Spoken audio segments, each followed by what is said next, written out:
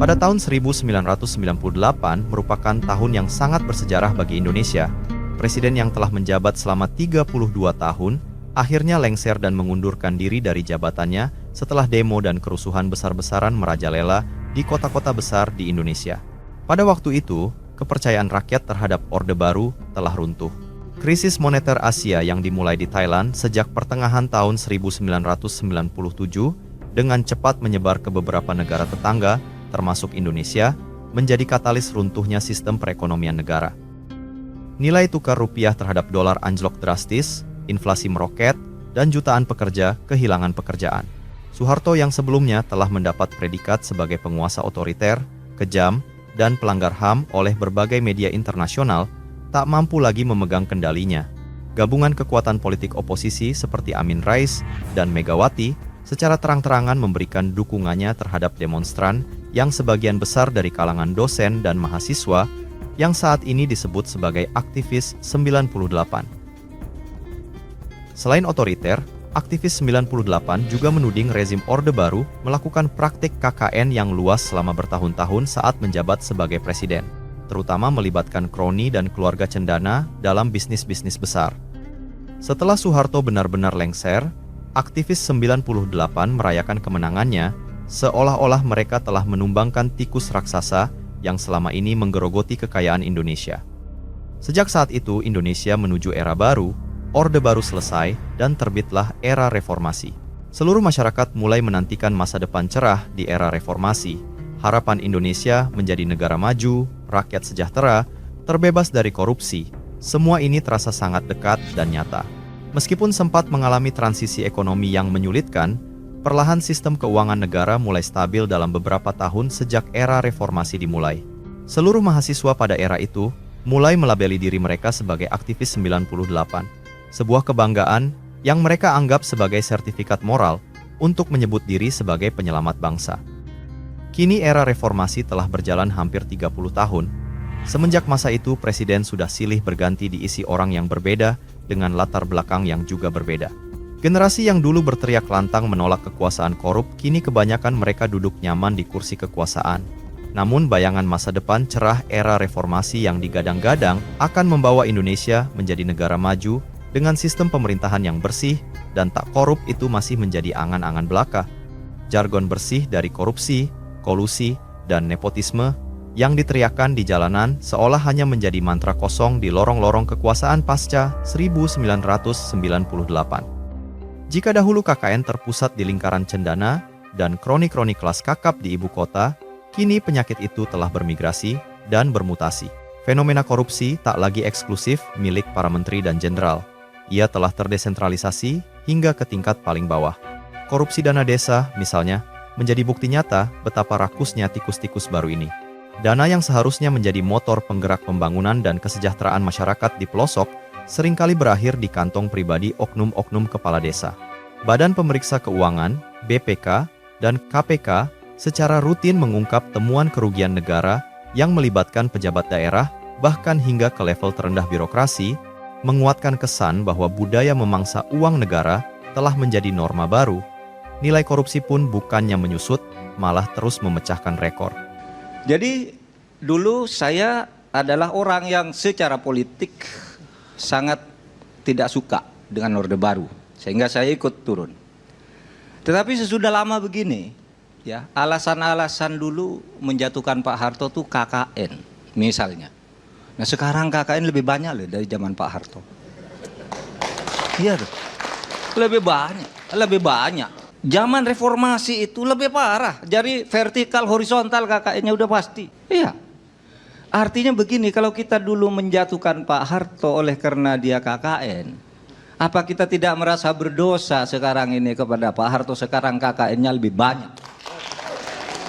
Kasus-kasus mega korupsi di sektor komoditas strategis, infrastruktur, atau asuransi menunjukkan bahwa kerugian negara yang ditimbulkan kini mencapai skala triliunan rupiah, jauh melampaui angka-angka korupsi yang pernah mengguncang Orde Baru di masa senjanya.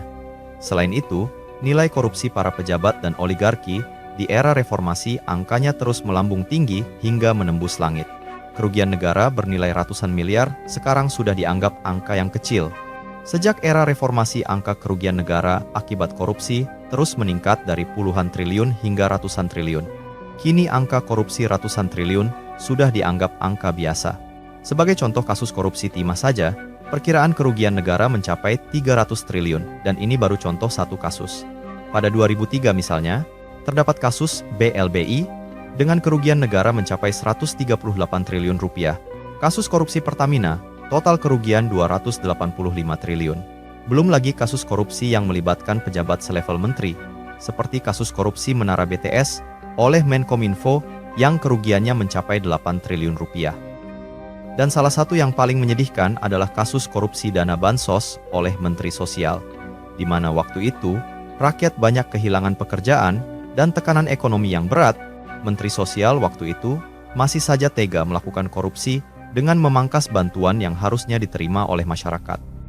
Hal yang cukup ironi adalah beberapa sosok yang mengaku dulunya merupakan ikon perlawanan dan sering mengaku sebagai pejuang reformasi yang menumbangkan kekuasaan Orde Baru, kini harus berurusan dengan aparat penegak hukum karena kasus-kasus KKN. Sejarah mencatat bahwa tak semua pejuang reformasi tetap setia pada idealisme yang mereka gaungkan dulu. Baru-baru ini, Kejaksaan Agung menangkap 4 mantan aktivis mahasiswa yang dahulu turut menduduki gedung DPR saat reformasi 1998. Mereka kini menjadi tersangka dalam kasus korupsi di Pertamina dengan dugaan kerugian negara mencapai 285 triliun rupiah. Nama-nama seperti Rifa Siahaan, Sani Dinar Saifuddin, Yoki Firnandi, dan Agus Purwono terlihat mengenakan rompi ungu setelah ditangkap oleh kejaksaan. Tidak hanya itu, Immanuel Ebenezer yang juga sering melabeli dirinya pejuang 98, beberapa bulan lalu telah ditangkap oleh KPK dan resmi menjadi tersangka kasus pemerasan pengurusan sertifikat K3. Kini kita tahu bahwa era reformasi telah menciptakan tikus-tikus raksasa baru yang menyedot kekayaan negara dan memiskinkan rakyat Indonesia. Kisah ini seolah menegaskan pepatah lama, memang lidah tak bertulang. Dulu teriak reformasi, kini jadi tersangka korupsi. Korupsi yang semakin masif sejak era reformasi ini pun efeknya langsung dirasakan oleh masyarakat. Era Orde Baru memang ditandai dengan utang dan KKN. Namun pada periode tersebut, Indonesia menikmati pertumbuhan ekonomi yang sangat impresif, dikenal sebagai keajaiban ekonomi Asia Timur. Data dari berbagai lembaga, termasuk Bank Dunia, seringkali mencatat bahwa rata-rata pertumbuhan produk domestik bruto per kapita di bawah Soeharto berada pada tingkat yang sangat tinggi, dengan angka mencapai 7 hingga 8% per tahun dalam rentang waktu yang panjang. Ini berhasil mengangkat jutaan orang keluar dari kemiskinan dan menciptakan kelas menengah yang signifikan.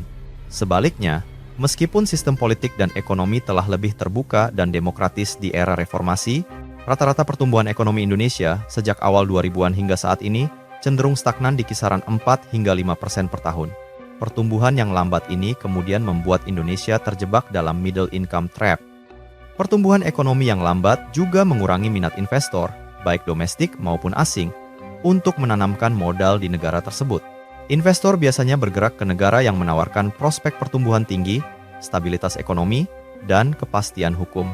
Ketika pertumbuhan lesu, ekspansi bisnis menjadi terbatas, pembangunan infrastruktur baru tertunda, dan aliran modal yang dibutuhkan untuk modernisasi industri pun berkurang.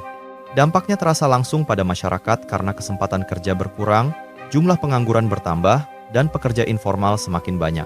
Negara menengah sangat mengandalkan penciptaan lapangan kerja baru dari sektor industri dan jasa modern. Ketika sektor-sektor ini stagnan, mobilitas sosial masyarakat pun terhambat.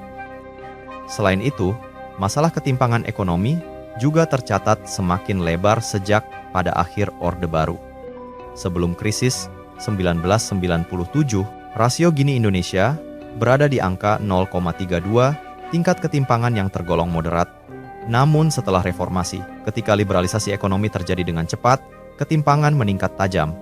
Rasio Gini Indonesia rata-rata antara 0,38 hingga 0,39.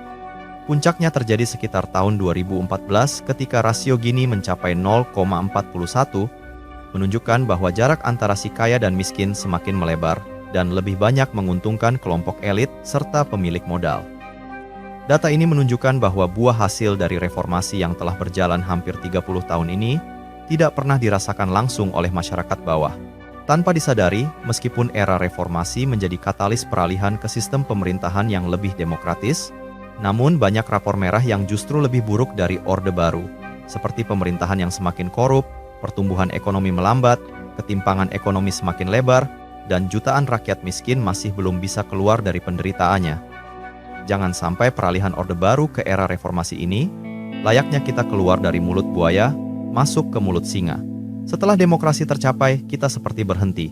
Kita lupa bahwa tujuan sebenarnya tidak berhenti pada demokrasi, melainkan menjadi negara yang berdaulat, adil, bersih dari korupsi, dan memiliki rakyat yang bahagia dan sejahtera.